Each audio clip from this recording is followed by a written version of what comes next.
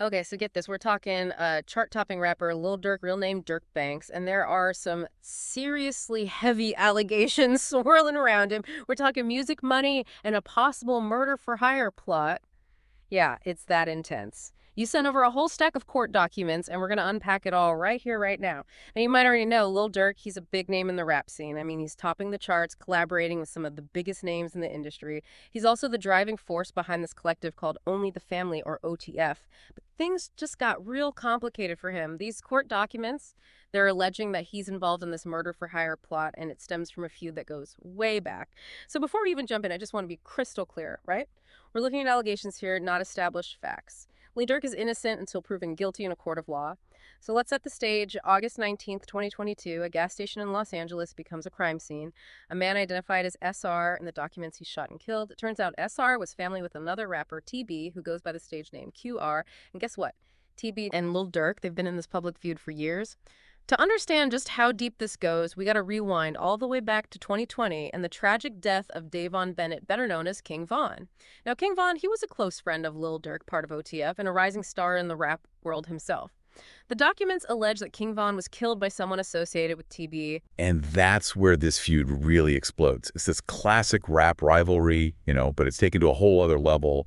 Witness statements even suggest that after King Von's death, Lil Durk put a bounty on TB's head.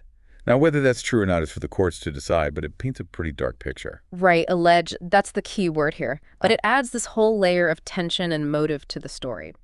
So fast forward back to the shooting in 2022. The court documents lay out what the prosecution believes happened. The day before the shooting, August 18th, a group flies from Chicago to San Diego. Seems pretty normal, right? Except the flight was paid for with a credit card belonging to someone the documents only refer to as co-conspirator 3. And this person, according to the prosecution, is closely linked to OTF. It gets even more interesting. Around that same time, there's this text message, allegedly, from Lil Durk to co-conspirator 3. It says, "Don't book no flights under no names involved with me." Now, that could be interpreted in a lot of different ways, right? But in the context of this investigation, it definitely raises some eyebrows. Is Lil Durk trying to distance himself from something? Trying to cover his tracks? I mean, the prosecution will definitely use this text message to try and build their case. And here's another twist. That same day, Lil Durk, along with another man named Kevon London Grant, they fly on a private jet to Los Angeles. And wouldn't you know it, Grant is named in the indictment, too. It's like everyone involved is suddenly converging on Los Angeles right before the shooting. Now the documents go into detail about the day of the shooting itself. They describe two cars, a white BMW and a white Infiniti, tailing TB's Escalade for hours. Doesn't sound like a random encounter at all. It seems planned, calculated. Then at the gas station, things escalate. Three masked figures, they jump out of the Infiniti, which had been parked in an alley behind the gas station, and they open fire on TB's Escalade. I mean, the scene must have been terrifying. The documents say police found 18 shell casings. They weren't messing around. And there's this financial trail that the prosecution is really honing in on. Yeah. Those flights, hotel rooms, even rental cars, a lot of it was paid for with credit cards that trace back to a company called Astronaut Sounds, LLC. And here's the big connection. Astronaut Sounds was managed by Lil Durk and his former manager. So this financial link is going to be a key piece of evidence. The prosecution, they want to show that Lil Durk wasn't just aware of what was happening, he was funding it. So we've got alleged hitmen, a possible motive rooted in this years-long feud, and a financial trail leading right back to Lil Durk. But hold on, there's this really strange detail here. Right after the shooting, the alleged hitmen were seen doing what? Grabbing burgers at In-N-Out? Yeah, you heard that right. About 50 minutes after the shooting, surveillance footage from an In-N-Out in L.A. It shows the alleged hitmen, along with Lil Durk's associate, Kevon Grant, just casually grabbing a bite to eat. It's almost surreal. It's hard to know what to make of it. Were they celebrating? Trying to create an alibi?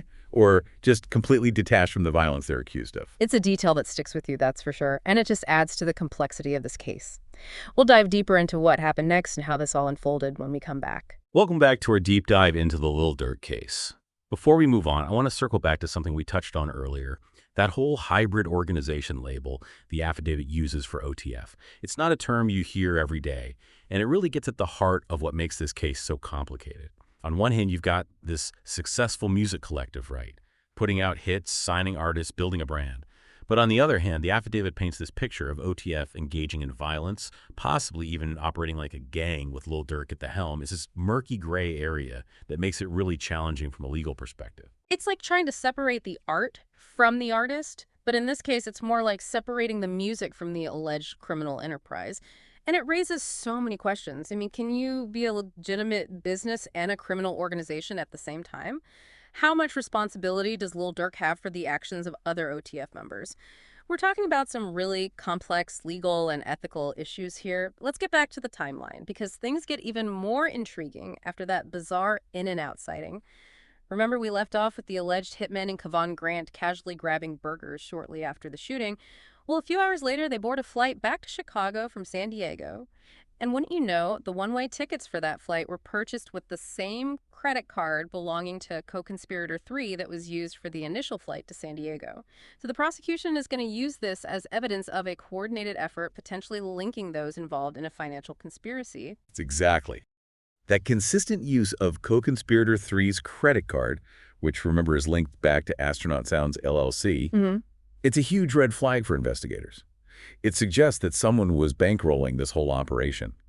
And since Lil Durk was managing Astronaut Sounds, we can see where the prosecution is going with this. It's like they're trying to build this web of connections showing that Lil Durk is at the center of it all, and then we have to factor in Lil Durk's own actions. Remember those attempts to book international flights right after the indictment was unsealed? One of those flights was headed to Dubai, which doesn't have an extradition treaty with the U.S. Yeah, that detail is super important. It suggests that Lil Durk may have been trying to flee the country to avoid facing these charges. Now, his lawyers might argue that he was just scared or trying to protect himself, but the prosecution will likely use this as evidence of what's called consciousness of guilt. It basically means that his actions imply he knew he was in trouble with the law. So to recap, we've got alleged hitmen, a financial trail leading back to Lil Durk's company, and what looks like an attempt to flee the country. It's like something straight out of a movie. Yeah. But this is real life with serious consequences. Absolutely. And it all culminates in Lil Durk's arrest near the Miami airport. Yeah. He never makes it onto any of those flights. Instead, he's taken into custody. And that's where things get even more complicated because now we're moving from the world of allegations and investigations into the world of the courtroom. Right. This is where the real legal battle begins. The prosecution is going to lay out their case, trying to prove beyond a reasonable doubt that Lil Durk was behind this murder-for-hire plot. And Lil Durk's defense team will fight back, challenging the evidence, poking holes in the narrative, and doing everything they can to protect their client. It's going to be fascinating to see how this all plays out. There's so much at stake. Lil Durk's freedom, his reputation, and potentially the future of OTF as well. But before we speculate about what might happen next, let's zoom out a bit and talk about the bigger picture. Okay, so what does this case say about the music industry, especially the world of rap? Are we looking at an isolated incident, or does this point to something more systemic? That's the million-dollar question. This case shines a light on the darker side of the music industry, where fame, fortune, and violence sometimes intertwine. It forces us to confront the glorification of violence in some rap lyrics and the influence of gang culture in certain corners of the industry. And then there's the question of responsibility. How much responsibility do artists have for the actions of their fans or their associates? Where do you draw the line between creative expression and real-life consequences? These are questions without easy answers. It's a lot to think about. This case goes way beyond Lil Durk. It raises fundamental questions about the music industry, about celebrity culture, and about the complex relationship between art and reality. But let's not forget, we're still in the early stages of this legal process. There's a lot more to come, and the story is far from over. So with that in mind, let's shift gears and explore what might happen next. What are the potential outcomes of this case? What strategies might Lil Durk's defense team employ? And how could this impact his career and legacy regardless of the verdict? All right, so we've covered a lot of ground in this deep dive. We've explored the allegations, the evidence, and the complex web of connections in this case. And with Lil Durk now in custody, the focus really shifts to the courtroom. So let's talk about what might happen next. The prosecution has a lot to prove. They need to convince a jury beyond a reasonable doubt that Lil Durk was the mastermind behind this alleged murder-for-hire plot. Yeah, they're going to try and paint a picture of Lil Durk as the leader of OTF, calling the shots and using his money and influence to orchestrate this attack. They'll present the financial records from Astronaut Sounds, highlighting those credit card charges for flights, hotels, rental cars. And they'll definitely point to those text messages, especially the one about booking flights under different names as evidence of Lil Durk's involvement and, his attempts to cover his tracks.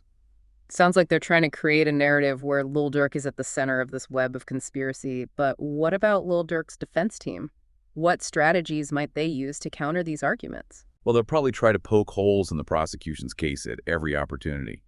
They might argue that, those credit card charges don't necessarily prove Lil Durk was directly involved in the shooting. They could suggest that other people had access to those cards or that the money was used for, legitimate business purposes. They might also try to cast doubt on the credibility of the witnesses or argue that the text messages are being taken out of context. I mean, they could even suggest that Lil Durk was being extorted or threatened and that his actions were motivated by fear rather than guilt. So it sounds like we're in for a classic legal battle, the prosecution trying to weave a compelling narrative and the defense trying to dismantle it piece by piece. But regardless of the outcome, this case has already had a huge impact on Lil Durk's career and his public image. Oh, absolutely. This isn't just about legal consequences. We're talking about reputation, public perception, the court of public opinion. Even if he's found not guilty, those allegations still linger. Some fans might stand by him, but others might turn away. It's going to be a tough road ahead for Lil Durk. It's a reminder that fame and fortune come with a price, and even the biggest stars can fall from grace. And this case goes way beyond Lil Durk's individual fate. It raises broader questions about the music industry as a whole. Right. It makes you think about the role of record labels, the influence of street culture, and the responsibility of artists themselves. I mean, does the music industry do enough to address violence and criminal activity within its ranks? Do artists have a responsibility to use their platform to promote positive change? These are questions that will likely be debated for years to come. This deep dive has been a journey, hasn't it? We've explored the dark side of the music industry, examined this complex legal case, and grappled with some really thought-provoking questions, and the story's not over yet. This case will continue to unfold, and we'll be watching closely to see what happens next. So for now, we'll leave you with this. Lil Durk's fate hangs in the balance, but the impact of this case will be felt far beyond the courtroom. It's a reminder that even in the world of music, the line between fame and infamy can be razor thin. Thanks for joining us on this deep dive of